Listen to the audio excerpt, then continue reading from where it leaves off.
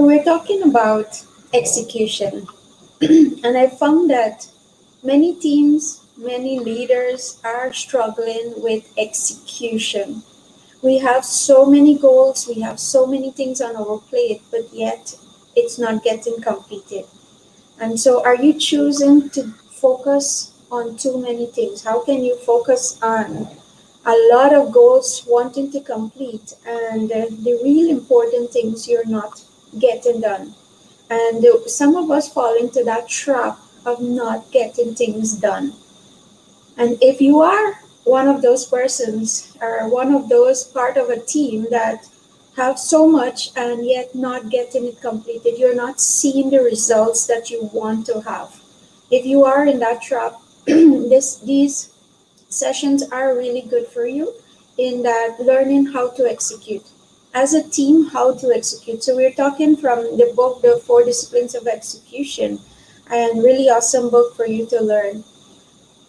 And what it's talking about, there's wildly important goals. We talked about this in a previous video, and the goals that you're selecting, all of us are pretty much in the whirlwind. And are you choosing goals that you're going to focus, the most important things that you want to get done, and directing all your energy, your focus, your knowledge, everything needed to achieve that goal? And when you set those wildly important goals, the next discipline is to look at what are your lead measures and your lag measures. And so, if, for example, the goal is to have by when, so you are maybe 20 million. So we want to have 40 million by when. So where you start, where you ending, and by when.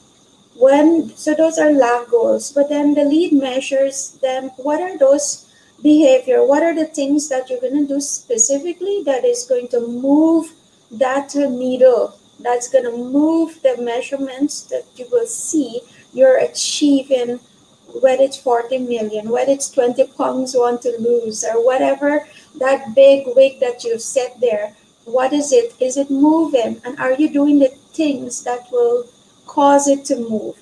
We can be so focused into many different aspects or different goals that we've set out, different tasks or activities, and there's so many to-do lists. I'm good. I need to do this. I need to do that. But then the things that is going to move, say, your weight by looking at what you're eating, your exercise, how many days are you exercising, or maybe how active are you on a daily basis. So those are some of the lead measures you might put in place for you to be able to move the lag measures. And then we talk about discipline number 3. How do you keep a compelling scoreboard? And are you having where you visually see if you're winning? So are you playing the game to win, or are you playing to not lose? It's two different aspects. So are your team able to see if they are winning? And there are different types of scoreboard that you can set up to make it fun so that the team knows that yes, we are on track, we are moving, and the needle is moving, right? And so make sure the scoreboard is updated, it's very simple, and that it's not overcrowded with too many information. And if it's overcrowded, maybe you're back in the whirlwind. So look at how simple you can make your scoreboard that your team can understand, that you can understand, and you can see it easily. Make sure the scoreboard is also updated on a timely basis. And then today we're going to talk about discipline number 4. So many of us, as I said, we started doing things and we're not completing it. We've started so many things and nothing is getting completed. So when we think about execution, is that how do you become disciplined enough to execute the things that you said you want to complete? Maybe it's a degree, maybe it's some studies, maybe it is your revenue goal, maybe a customer satisfaction. What are those big goals that you're working towards, and then how do you break it down? And so the last discipline talks about creating a cadence of accountability. And so many of us, I saw many leaders actually do not have regular meetings with their team and checking in on them and asking questions, coming up together as a team and coming up with solutions together. Many business owners, organization leaders, they don't actually check in, right? So maybe if it is you alone, do you actually take a time out every week to look at, okay, where am I at with my goals? Where am I at working towards this, the wildly important goal? Where am I at with it? And updating it. Okay, I've lost so many pounds. Okay, where am I at? Am I on track? If it is a sales team and the team said that they're going to make so much calls per day, how many calls did they make the call? So who's holding them accountable to these things? So a cadence of accountability, it is a regular recurring cycle of accounting for past performance and as well committing to move forward. And as we move forward, we're going to be able to see what we have done. So the whole idea here is having what we call a wig session. And so when you are with your team, this does not have to be a long next meeting and everybody is so confused. Oh, why so many meetings and why? But I can guarantee you that the meetings are going to help your team to be accountable, right? And so it is an accountability. When you think of accountability, it means being truly committed. And you're committed not only to achieving that big goal, but you're committed to your team members. And this is a personal commitment that you get to choose. What am I going to do to help move the needle of our revenue? What am I going to help to do specifically? And make sure it's very specific what you're going to do. So saying something that, okay, I'm going to help shift the revenue this week here, and my team is going to work at looking at how we're going to improve our sales. That's very vague and very broad.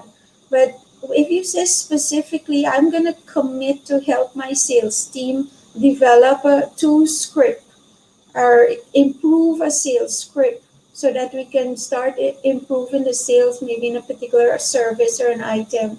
And so it's very specific. When you are talking about your commitment, it must be something that will commit, you are committing to move that particular goal forward. So don't make your goals very vague or your commitments very vague. And remember, you are committed to the team. Okay, so when you have this meeting, it's just maybe 4 to 5 minutes, if so long, where the team is updating the entire team. You are updating the entire team, starting with the leader, as to report on your commitments for last week. What did you say you were going to do? And did you do it?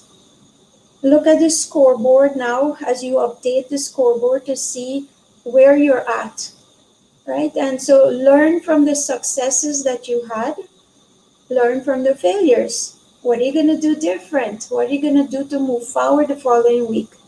Right? What are new commitments are you going to make? So the plan now, the third part of the week session is a clear plan and new commitments for the following week.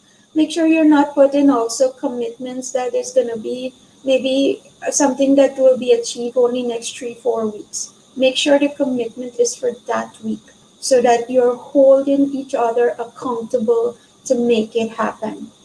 So remember, having regular meeting with your team is very important, and the meeting must be talking about what did they do last week, how did it help move the goal this week here, and what is the new plan for the next week. It's very simple, and then you move forward.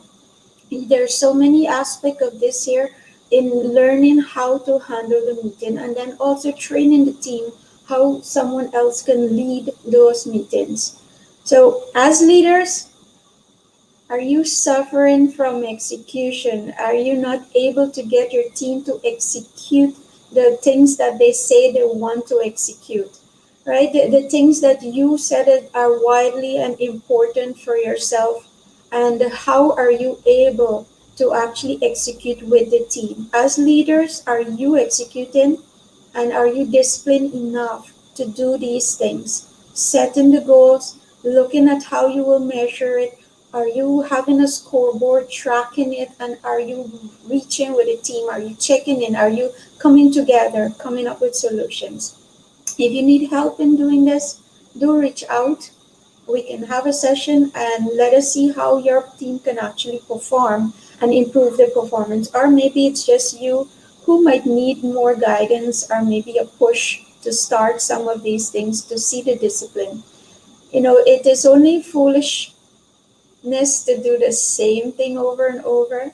And I see this play out in many organizations. We do the same planning meeting, we do the same thing, and nothing different is happening. Frustration builds up, and frustration in you and your team, right? And then it can be transferred down to your customers or your clients. So if you want to develop a better discipline, you might need to start thinking of what you need to do differently. Okay, so share this video, like it, and leave your biggest takeaway, and let's get going with improving your execution style. Take care.